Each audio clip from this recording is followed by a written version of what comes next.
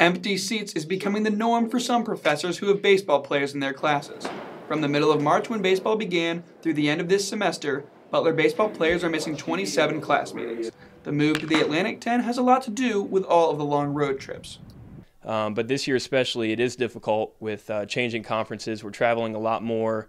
We only have 19 home games out of 55 games, so we're on the road quite a bit. We're missing quite a few classes, and that does present a challenge for us. When some days it looks like this outside and others like this, it's hard to schedule in town at this time of year. College of Business professor Zach Finn has a lot of baseball players in class, and he recognizes what it takes to stay up in the classroom. The biggest thing I've noticed, the strongest correlation I've noticed is students who do the best on exams are the ones who come and meet with me outside of class, regardless of whether they're in class or not.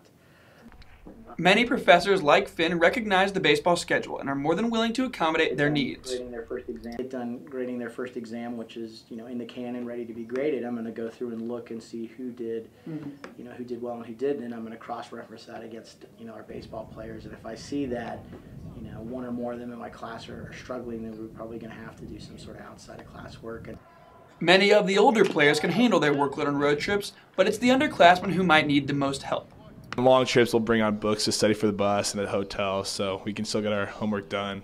For seniors and juniors, it's a little easier because you kind of know the ropes and you're used to it. For me, this semester, my schedule's pretty easy, so it's not been bad, but I'm more worried about the freshmen and the sophomores.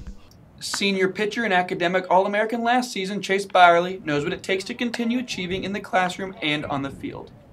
What we're trying to do is really communicate well with our professors and be proactive about how we're going to handle that situation so that it doesn't really develop into a problem down the line this semester. Although this might be the weather that explains why they're on the road so often in March and April, it certainly will redefine the term student athlete for many baseball players at Butler this spring.